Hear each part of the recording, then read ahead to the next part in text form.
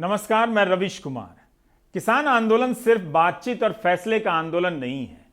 58 दिन गुजर गए हैं दिल्ली की सीमा पर किसानों को बैठे हुए। इन 58 दिनों की कई उपलब्धियां हैं।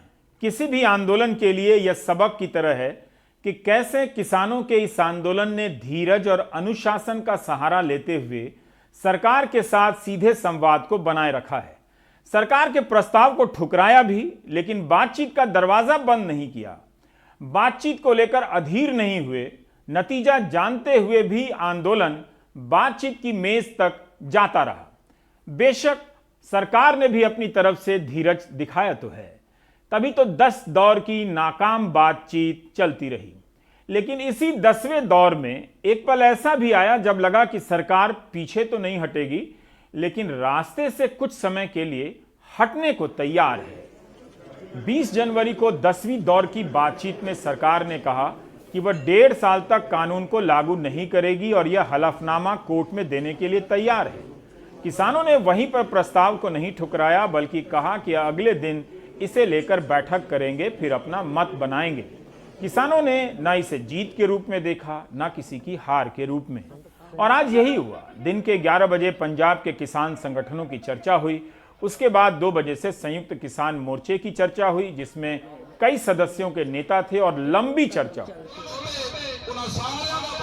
और कई घंटों की बैठक के बाद नतीजा ये आया कि किसान संगठनों ने केंद्र सरकार के प्रस्ताव को अस्वीकार कर दिया है।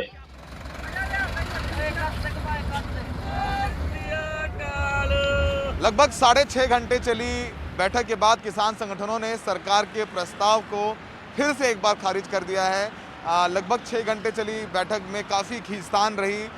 कुछ किसान संगठन इस मत के थे कि सरकार के जो प्रस्ताव मिला है इस पर सकारात्मक तौर पर विचार करना चाहिए।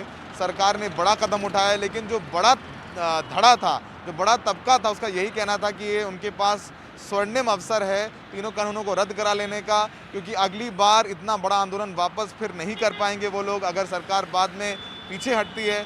लेकिन सबसे बड़ी बात यही रही इस बैठक में कि जमकर जो है आरोप प्रत्यारोप भी हुए, गर्मा गर्मी भी हुई, लेकिन जब अंत में निर्णय लेने की बात आई तो जो तबका सरकार के प्रस्ताव के खिलाफ था उसी की बात मानी गई। बाकायदे प्रेस रिलीज जारी कर दी गई है जिसमें ये कह दिया गया है कि 1.5 साल के लिए टालने का तीनों कृषि कानूनों का जो प्रस्ताव सरकार ने दिया था कल, उसे किसान नामंजूर करते हैं। और जब कल वापस जाएंगे किसान संगठन सरकार से बातचीत करने के लिए तो उन्हें फिर से ये मना कर देंगे और लिखित तौर पर इसका जवाब भी दिया जाएगा। तो फिलहाल एक बार कहा जाए बड़ा झटका सरकार के लिए। सरकार कोशिश कर रही थी कि किसी तरीके से मना लिया जाए इन किसानों को, ताकि ये जो 26 जनवरी का ट्रैक्टर मार्च है वो ना निकालें, लेकिन ऐसा होता नज़र नहीं आ रहा है। किसान इस बात पर बिल्कुल अडिग हैं। उनका कहना है कि हम दिल्ली में ट्रैक्टर मार्च निकालेंगे, वो भी आउटर रिंग रोड पर निकालेंगे। दिल्ली पुलिस का कहना है कि आउटर रिंग रोड पर ये ट्रैक्टर मार्च निकालना कहीं ना कहीं दिल्ली वालों के लिए मुश्किल खड़ी करेगा। उस दिन गणतंत्र दिवस की परेड भी है। ऐसे में ट्रैक्टर मार्च को सुरक्षा देने की भी बड़ी चुनौती दिल्ली पुलिस के सामने होगी।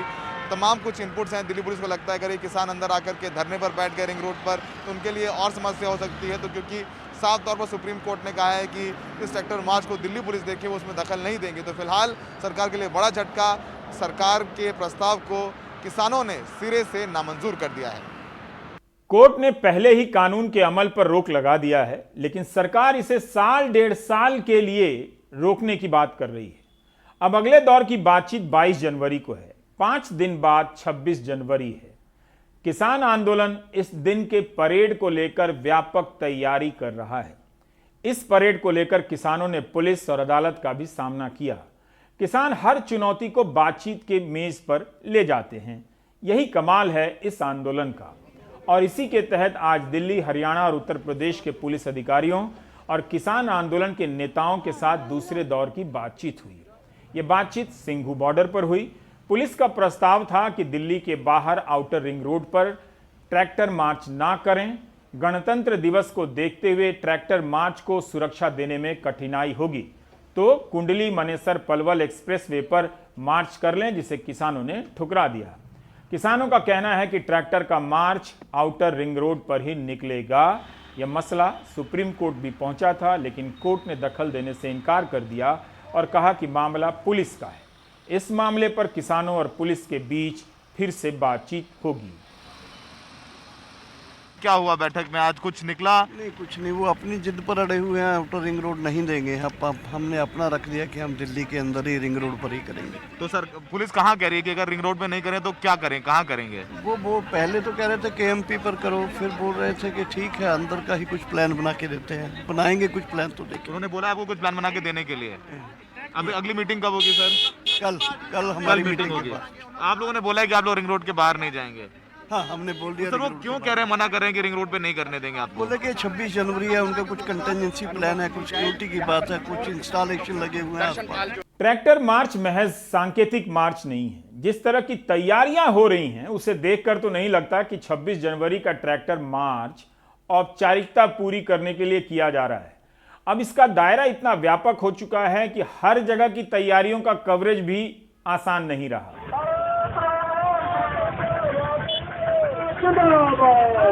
यह तो आप पंजाब के मोगा में ट्रैक्टर मार्च देख रहे हैं। पंजाब में ही न जाने कितनी जगहों पर ऐसे मार्च और रैलियां निकाली गई हैं। इनका मकसद है कि 26 जनवरी की परेड के लिए लोगों को जागरूक किया जाए ताकि ज़्यादा से ज़्यादा संख्या में लोग आउटर रिंग रोड पहुंचकर मार्च में हिस्सा लें। बताया गया है कि मोगा के इस मार्च में 3000 ट्रैक्टर, मोटरसाइकिल और जीप थी। भारतीय किसान यूनियन एकता उग्राहा ने बताया कि उनका संगठन पंजाब के कई 100 गांवों में परेड का अभ्यास करा रहा है।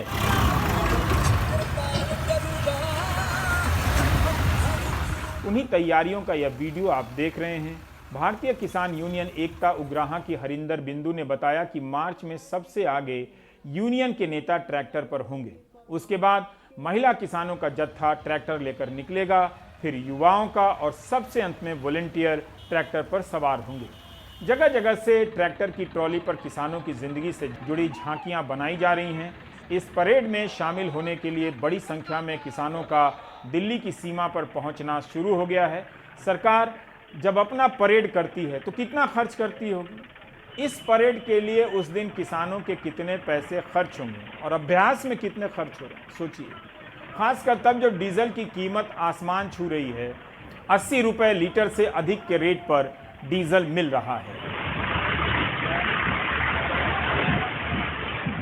कई जगहों से खबरें आ रही हैं कि मार्च में जो ट्रैक्टर जाएगा उसके डीजल का खर्चा सामूहिक रूप से उठाया जाएगा। यही नहीं, ट्रैक्टर में कोई खराबी आ गई तो गांव के लोग मिलकर ठीक करा देंगे। संगरूर से राजेश कुमार कोहली, कैथल से सुनील रविश, मोगा से तन्मय, कुरुक्षेत्र से कमल सैनी ने परेड की तैयारियों की रिपोर्ट भेजी है। हम सभी महिलाएं 24 तारीख को दिल्ली में परेड के लिए यहाँ से जाएंगी। और कुरुक्षेत्र के भैंसी माजरा गांव की महिलाएं ट्रैक्टर चलाने का अभ्यास कर रही हैं। इन सभी ने मन बना लिया है कि 26 जनवरी को दिल्ली की आउटर रिंग रोड में होने वाली ट्रैक्टर परेड में हिस्सा लेंगी। नुकसान होगा तो पूरा गांव मिलकर उसका सहयोग देगा, उसके नुकसान की भरपाई करेगा।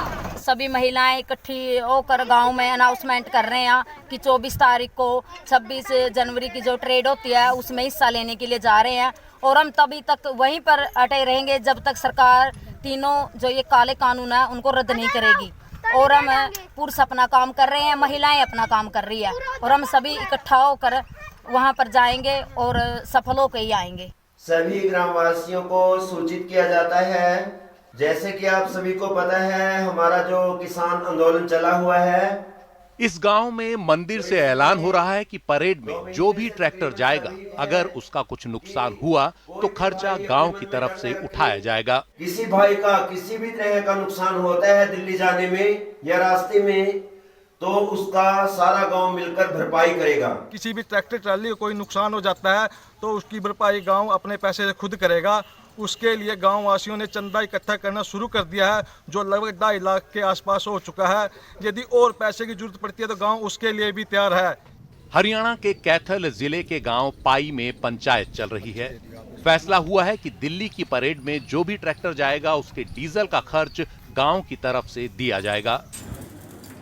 खेती किसानी करने वाले महेंद्र सिंह अब अपना ट्रैक्टर ठीक करवा रहे हैं। वो नहीं चाहते कि परेड के बीच में उनका ट्रैक्टर खराब हो जाए। 26 जनवरी की तैयारी के लिए ट्रैक्टर में डील पील थी, नट नूटांगी वो सारे खिंचवाए हैं, कटवाए हैं। ड्राइवर सीट थी लूज थी या ड्राइवर सीट कराई है। अच्छा, स्टीयरिंग कराया, और नहीं बात ज़्यादा और करवाया, तेल सर्विस करवाई। मैं रास्ता में ट्रैक्टर रुक नहीं सका। अवतार सिंह की ये कार तो पूरी तरह बदल गई है। पंजाब के संगरूर जिले के गागा गांव के अवतार सिंह ने कार पर किसानों के जीवन की झांकी बना दी है। हरियाणा और पंजाब की एकता को लेकर शेर लिखे हैं ताकि उस राजनीति को जवाब दे सकें जो दोनों राज्यों को बांटती है। बैठे बैठे साडे जी राय बन गई तिन्ने भरावां दी, दोस्त मित्रां दी, भी आपां क्यों ना गड्डी एक अलग जी भी किसान अंदोलन च लैके चलीए, एक बखरी जी लोकां च जां किसानां च भी एक जोश जिहा पैदा होवे, ते इस करके असीं सारी ये गड्डी पेंट कराई है। जदों गड्डी देखदा है अगला तो सानूं गुरलाल सिंह भी जब काम से समय मिलता है तो किसान आंदोलन में शामिल हो जाते हैं। ट्रैक्टर परेड में तो वो जरूर जाएंगे। अपने दोस्तों के साथ इस तरह की योजना बना रहे हैं कि गड्डी ऐसे सजाएंगे कि रास्ते में लोग देखते ही जोश में आ जाएं। किसान संघर्ष के बारे में उन्हें पता चले, इस हिसाब से कार में पेंट करवा रहे हैं। तरह तरह के लोग ਆਪਾਂ ਨੂੰ ਮਿਲਦੇ ਆ, ਹੈ ਨਾ। ਜਦੋਂ ਗੱਡੀ ਦੇਖਦਾ ਹੈ ਅਗਲਾ ਤਾਂ ਸਾਨੂੰ ਐ ਉਹਨਾਂ ਨੂੰ ਵੀ ਥੋੜਾ ਜਿਹਾ ਹੌਸਲਾ ਹੋਵੇ, ਹੈ ਨਾ। ਤੇ ਬਈ ਹਾਂ ਕਿੱਡਾ ਵੱਡਾ ਸੰਘਰਸ਼ ਚੱਲ ਰਿਹਾ ਹੈਗਾ, ਤਾਂ ਹਰ ਇੱਕ ਬੰਦੇ ਦੀ ਲੋੜ ਹੈ ਇਹ ਬਈ ਉਹ ਸੰਘਰਸ਼ 'ਚ ਹਿੱਸਾ ਪਾਵੇ। ਹਰਿਆਣੇ ਦੇ ਜਿੰਨੇ ਵੀ ਸਾਡੇ ਭਾਈਚਾਰਾ ਹੈ ਉਹਨਾਂ ਨੂੰ ਇੱਕ ਭਾਈਚਾਰਕ ਸਾਂਝ ਦਾ ਸੰਦੇਸ਼, ਤੇ ਇੱਕ ਉਹਨਾਂ ਨੂੰ ਸਾਡਾ ਮੋਟਿਵ ਇਹ ਹੈ ਵੀ ਉਹਨਾਂ ਨੂੰ ਨਾਲ ਲੈ ਕੇ ਚੱਲੀਏ ਸਾਰੇ, ਕਿਤੇ ਅਸੀਂ ਇਸ ਐਡੇ ਵੱਡੇ ਸੰਘਰਸ਼ ਦੇ ਵਿੱਚੋਂ ਵਾਂਝੇ ਨਾ ਰਹਿ ਜਾਈਏ। ਅਸੀਂ ਜਿੰਨਾ ਆਪਣੇ ਵੱਲੋਂ ਤਿਲ ਫੁੱਲ ਭੇਂਟਾ ਉੱਥੇ ਪਾ ਸਕਦੇ ਹਾਂ ਕਿਸੇ ਵੀ ਤਰੀਕੇ ਨਾਲ, ਚਾਹੇ ਅਸੀਂ ਗੱਡੀ ਤਿਆਰ ਕੀਤੀ ਹੈ, ਚਾਹੇ ਅਸੀਂ ਉੱਥੇ ਜਾ ਰਹੇ ਹਾਂ, ਜਿੰਨਾ ਵੀ ਅਸੀਂ ਆਪਣਾ ਯੋਗਦਾਨ ਪਾ ਸਕਦੇ ਹਾਂ ਕਿਸੇ भी तरीके ਨਾਲ ਉਹ ਕੀਤੀ है कोशिश ਅਸੀਂ ने। खेती किसानी से सीधे जुड़े इन लोगों के इरादे बता रहे हैं कि किसान आंदोलन ट्रैक्टर मार्च को यादगार मार्च में बदलने जा रहा है। किसानों के आंदोलन के इतिहास में ऐसा मार्च लंबे समय तक याद किया जाएगा। संगरूर से राजेश कुमार कोहली, कैथल से सुनील रवीश और कुरुक्षेत्र से कमल सैनी की रिपोर्ट, एनडीटीवी इंडिया। तो इस तरह की तैयारियां चल रही हैं। इस आंदोलन को जितना कमजोर समझा गया उतना ही मजबूत होता चला जा रहा है। यह बताता है कि दिल्ली की सीमाओं पर जमे किसानों का उनके जिले के गांवों से कितना बैकअप मिल रहा है, कितना गहरा नाता है। किसान आंदोलन के शहीदों की संख्या बढ़ती जा रही है। पहले यह संख्या 121 थी, लेकिन अब ये 145 से अधिक हो चुकी है। ट्रिब्यून की एक खबर के अनुसार आंदोलन में लुधियाना के जिन 4 किसानों की मौत हुई है उनके परिवार को पंजाब सरकार 5-5 लाख रुपए का मुआवजा देगी। ये किसानों के अलग अलग चेहरे हैं, लेकिन जब हम इन्हें सिर्फ एक नाम किसान से पुकारते हैं तो सारे चेहरे उस एक पहचान में समाहित हो जाते हैं, खो जाते हैं। हम इन चेहरों को भले एक जैसा देखते हों, लेकिन ये सारे खुद को अलग अलग नजर से देखते होंगे, और हमें भी हर चेहरा खेती किसानी की अलग दास्तान है। कई दिनों से किसान किसान करते हुए लगा कि क्यों ना इनमें से किसी एक चेहरे की बात की जाए, देखा जाए कि उसकी क्या कहानी है। जैसे कुछ दिन पहले रविश रंजन ने एक किसान की कहानी बताई थी कि वे 1.25 महीने से आंदोलन में इसलिए हैं क्योंकि उनसे कॉन्ट्रैक्ट करने के बाद कंपनी भाग गई और वे करोड़ों रुपए का लोन चुका रहे हैं। सौरभ की मुलाकात फरीदकोट की अमनदीप से हुई जो 25 साल की हैं और पहले दिन से हैं। आज 98वां दिन है। सौरभ ने नवजोत कौर से भी मुलाकात की है। इन दोनों की कहानियां देखिए।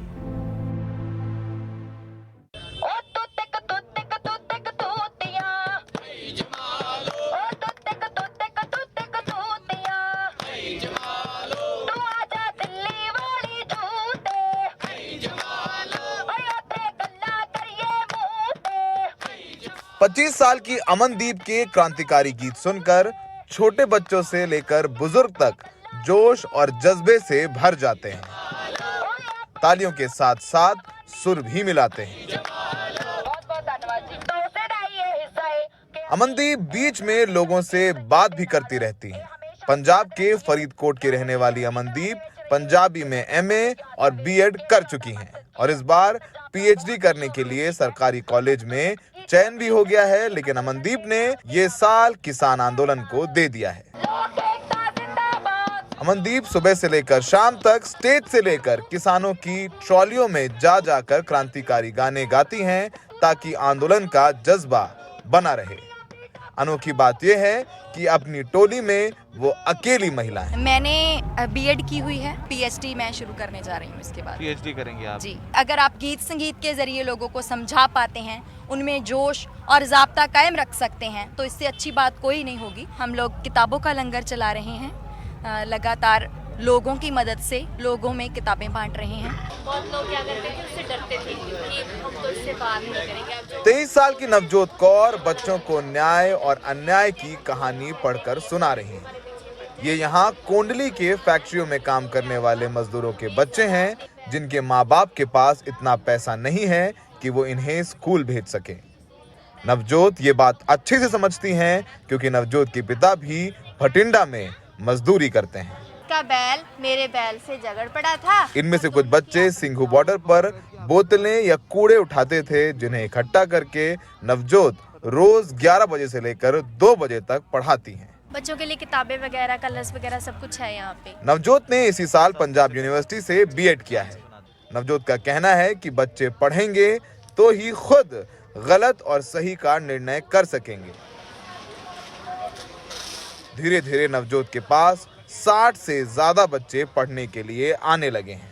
मेरे पापा मजदूर हैं। पहले हमने स्टार्ट किया था तो हम पहले जैसे लंगर वगैरह में बच्चे होते हैं खाना खाने आते थे और बोतलें वगैरह उठा रहे होते थे, डस्टबिन वगैरह में बोरियां लेके आते थे ये बच्चे। मेरे पापा थर्मल प्लांट में काम करते थे तो वहाँ पे जो थर्मल है वो पहले जैसे सरकार ने ज़मीन ली थी, वहाँ गाँव उजाड़े थे, वहाँ पर थर्मल बनाया था। अब 30-35 साल बाद वो दोबारा क्या बोल रहे हैं कि वो थर्मल हम उसको मतलब ढा देंगे, उसको ख़त्म कर देंगे और जो वहाँ पे वर्कर्स काम करते हैं तो उनके लिए प्रॉब्लम हो जाएगी ना, उनको भी वहाँ से हटा देंगे। तो वो अपनी जॉब के लिए वहाँ पे लड़ रहे थे, है ना, तो वो धरने वगैरह पे थे। तो जब तक चलेगा हम यहीं पे हैं।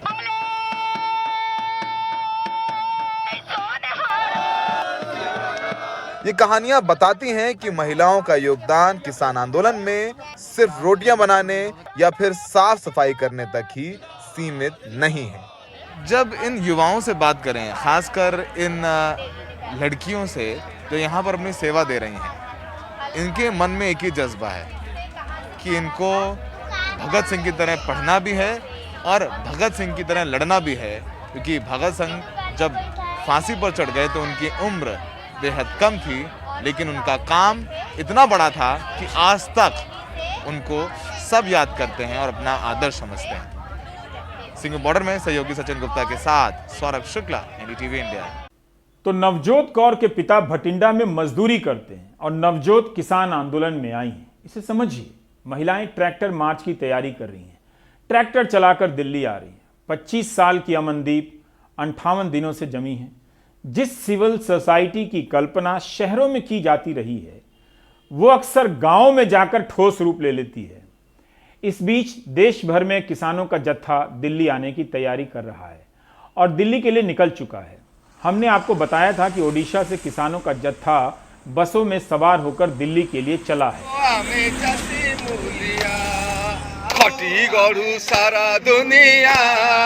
ओडिशा का नवनिर्माण किसान संगठन 500 किसानों के जत्थे को लेकर 15 जनवरी को ही निकला। झारखंड के बाद यह जत्था वाराणसी पहुंचा तो स्थानीय किसान और छात्रों ने जोरदार स्वागत किया।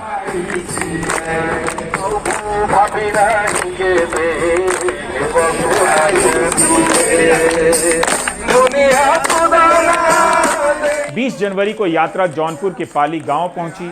लखनऊ होकर इस यात्रा को दिल्ली पहुंचना था। इनका रूट तय था, लेकिन प्रशासन ने रास्ता बदलवा दिया।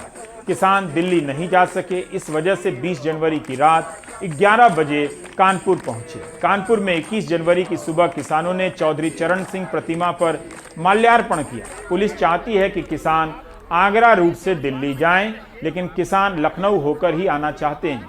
इसके विरोध में किसान नेता अक्षय कुमार ने कहा है कि वे 26 जनवरी तक उपवास पर रहेंगे और सत्याग्रह करेंगे।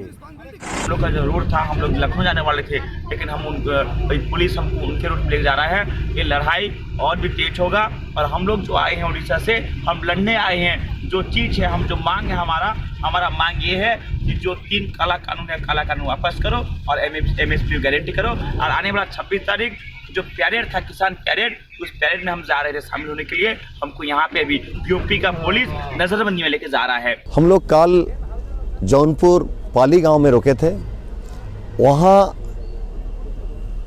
DM साहब ने आए और बातचीत किए, बोले आपको लखनऊ जाने नहीं देंगे और आपको डायरेक्टली दिल्ली भेजेंगे।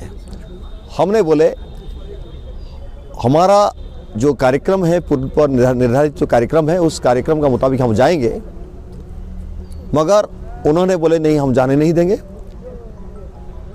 अगर हमने उनको बोले जब जाने नहीं देंगे, उन्होंने बोले जी हम आपको लेकर ही चलेंगे। और उन्होंने हर बस में पुलिस भाई बैठ गए और जोर जबरदस्ती वहाँ से लेकर आए।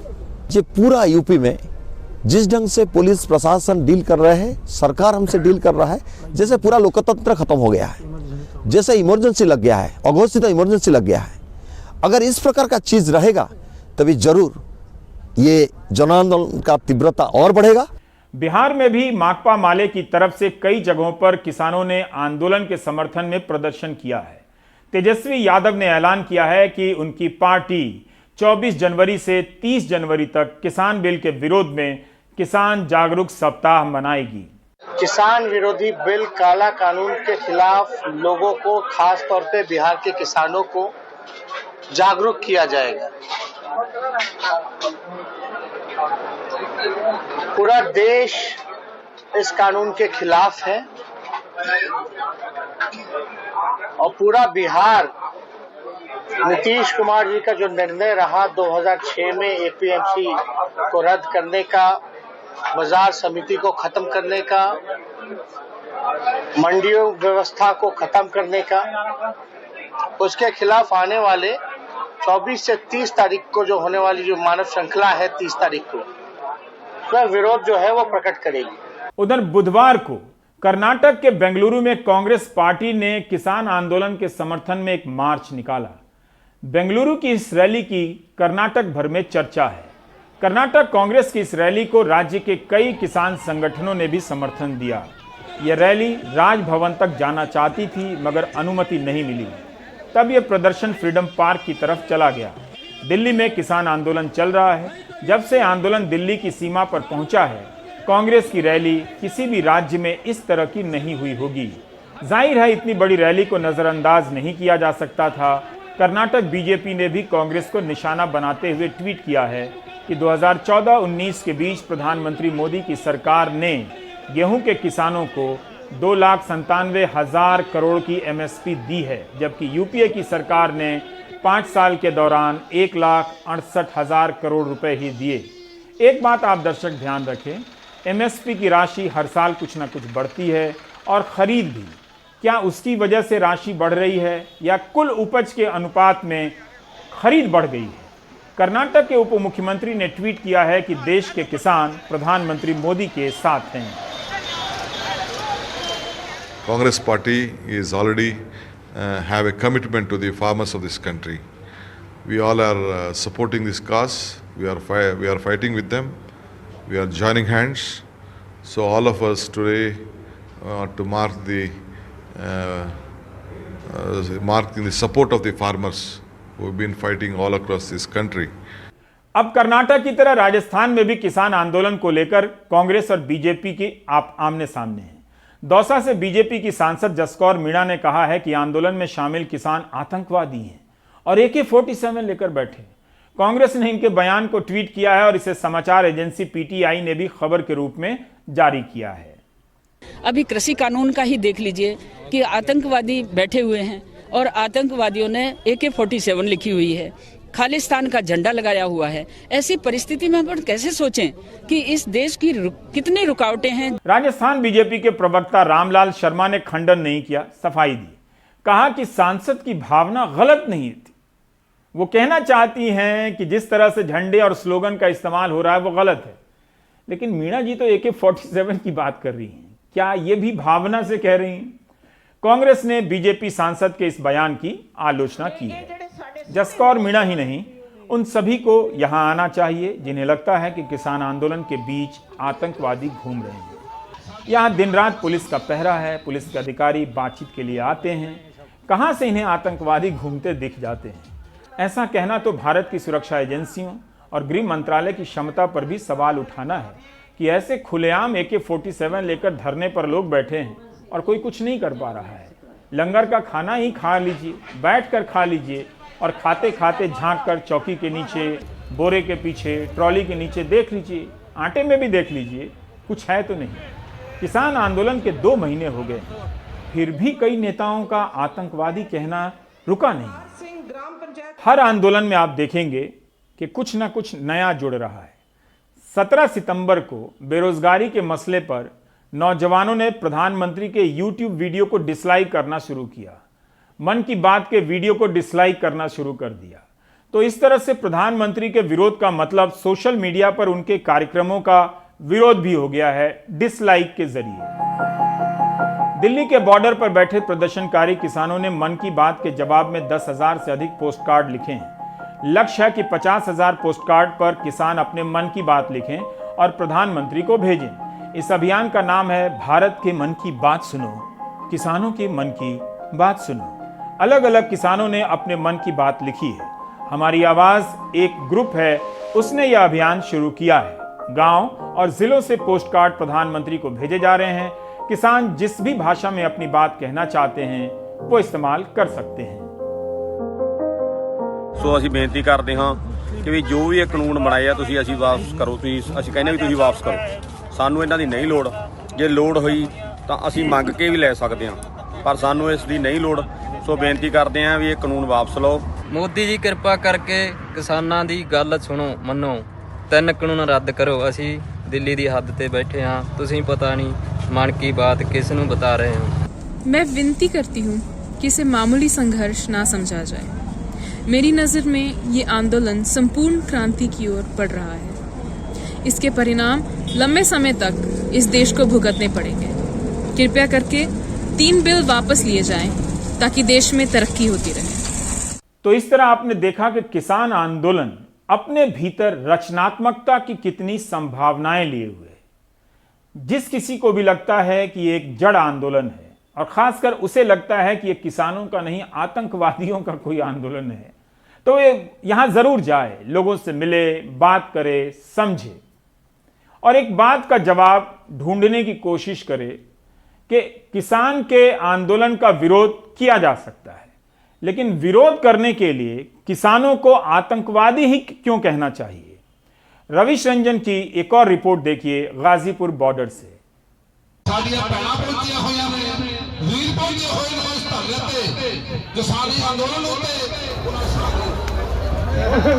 लंगरों पे जा रहा है।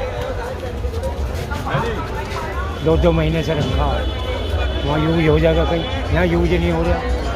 किसान नेता देवेंद्र तेवतिया गाजीपुर बॉर्डर पर ट्रैक्टर ट्रालियों में भरा अनाज दिखा रहे हैं। इसमें भी है। ट्रालियां ही नहीं, सड़क पर बने किसानों के अनाज के स्टोर में गांव-गांव से आई इस तरह के अनाज के कट्टे किसान लगातार भेज रहे हैं।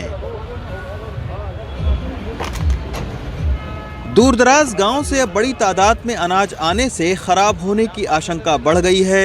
इसी के चलते अनाज अब ट्रकों में भरकर दूसरी जगह पहुंचाया जा रहा है। 2 महीने से ज़्यादा हो गए, ये खराब हो रहा है। और तो अब ये क्या करेंगे आप लोग इसका? इसे भेज रहे हैं और जगह जहाँ यूज हो सके भंडारों पे। कितना अभी तक चला गया होगा? 170 कट्टा चला गया। यही है सिलेंडर। यूपी का माल है सब। अच्छा। सहारनपुर, मुजफ्फरनगर, बागपत, शामली, मेरठ, गाजियाबाद। तो अब तक कितना आ गया होगा? सब किसान माल लेकर है ये। तो ये कितना अब तक आ गया होगा? ये आपके सामने आता जाता लगता जाता, अब तो सप्लाई खाने पीने में सब जा रहा है। गांव पखरपुर जिला बागपत से खीर आई है, सभी किसान भाई ग्रहण करें। उत्तर प्रदेश के आसपास के जिलों से तैयार खाना भी ट्रैक्टर ट्रालियों में आ रहा है, इसीलिए ये राशन बच रहा है। गाजीपुर बॉर्डर पर सहदेव सिंह करीब 60 किलोमीटर दूर बागपत से 3 क्विंटल खीर बनाकर लाए हैं। गांव की इस देसी खीर में एक बड़ी खासियत है, ये जब मैंने खाई तब पता चला। किसान आंदोलन में किसान सिर्फ राशन या खुद पहुंचकर ही किसान आंदोलन को मजबूत नहीं कर रहे हैं, बल्कि ये आप देखिए कि मेरे हाथ में खीर है, ये बागपत की देसी बनी हुई खीर है और इस खीर में चीनी या गुड़ नहीं पड़ा है, बल्कि गन्ना पेर कर आपने डाला है इस खीर में। गन्ना को पेर कर उसका जो रस होता है उसकी बनाई है खीर। तो ये इस तरीके का कई जो देसी खाना है वो भी ट्रैक्टर ट्रालियों में भर के किसान भाई इस आंदोलन में लेकर आते हैं और किसानों को खिलाते हैं।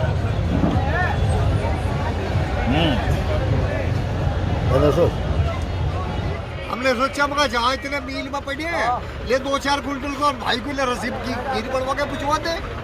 और ये तो कुदरत ने चाहे तो आई थी, तीसरे दिन आई रह गया। तो सहारनपुर जिले से 2 कुंटल रसगुल्ले आए, सभी किसान भाई आए और आकर प्रसाद ग्रहण करें। किसान बगावत नहीं चाहता, ये सरकार किसान से शायद बगावत चाह रही है, लेकिन किसान बगावत नहीं चाहता। ये आंदोलन नहीं महाआंदोलन होगा। किसान आंदोलन का जैसे जैसे समय बढ़ रहा है वैसे वैसे किसानों की तादाद ही नहीं बल्कि अनाज और खाने पीने के सामान की आमद बढ़ना सरकार के लिए चिंता और किसानों का उत्साह बढ़ाने वाली बात साबित हो रही है।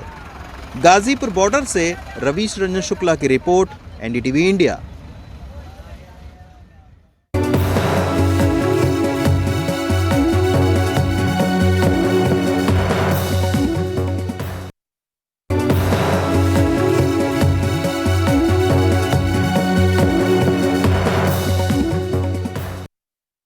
बिहार में भर्ती को लेकर आए दिन आंदोलन होते रहते हैं, वैसे हर जगह होते हैं।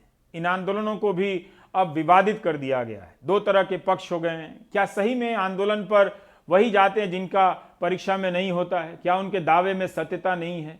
क्या वे झूठी लड़ाई लड़ने के लिए लाठी खाने चले जाते हैं? 18 जनवरी से पटना के गर्दनी बाग में राज्य भर से आए शिक्षक धरना दे रहे हैं। इनका दावा है कि 2 साल से 94,000 शिक्षकों की बहाली पूरी नहीं हुई है। सरकार नियोजन प्रक्रिया शुरू करने की बात करती है मगर बार बार टाल देती है, इसलिए यहां पर अनिश्चितकालीन धरना शुरू हुआ है।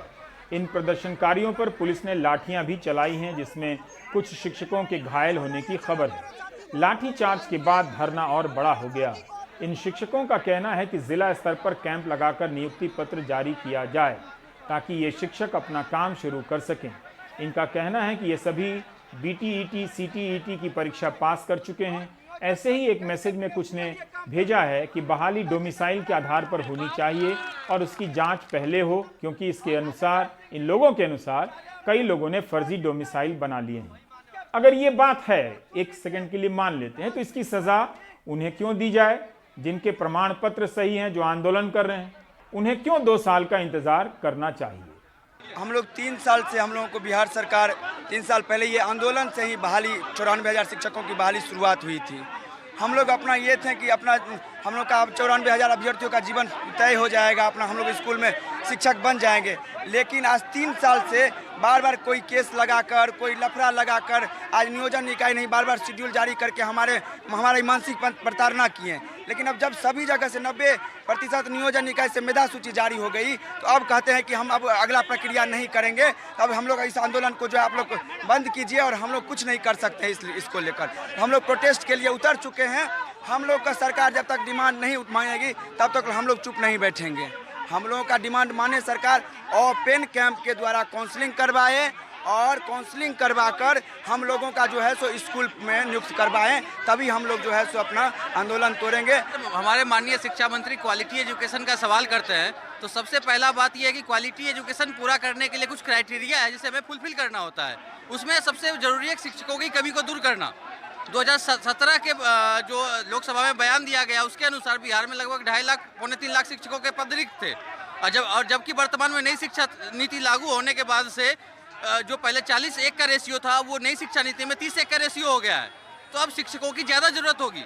तो जब तक शिक्षकों की कमी पूरी नहीं होगी विद्यालयों में, तब तक कैसे क्वालिटी एजुकेशन मिलेगा? और जो क्वालिटी एजुकेशन देने वाले शिक्षक आज रोड पर है, तो जब तक उनको बोर्ड पर नहीं लाया जाएगा, जब तक उनके लिए व्यवस्था नहीं किया जाएगा, उनको स्कूल नहीं भेजा जाएगा, तब तक क्वालिटी एजुकेशन कैसे पूरा होगा? दरअसल सरकार ने 3 साल पहले हम लोगों से टेट लिया था, 2017 बिहार टेट, ठीक है।